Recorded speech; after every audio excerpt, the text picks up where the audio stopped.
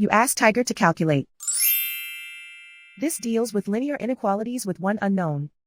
The final result is x greater than 8/11. Let's solve it step by step. Simplify the expression. Group the coefficients.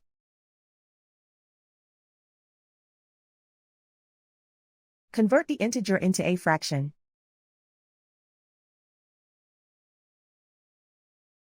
Combine the fractions.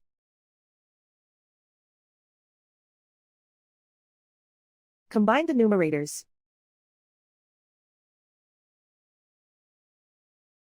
Isolate the x. Multiply both sides by inverse fraction 4/11.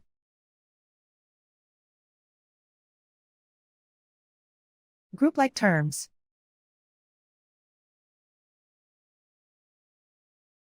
Multiply the coefficients.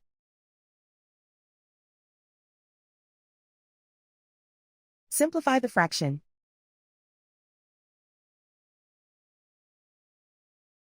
Multiply the fractions.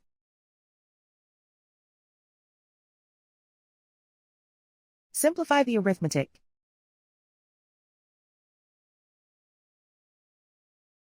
Plot the solution on a coordinate grid.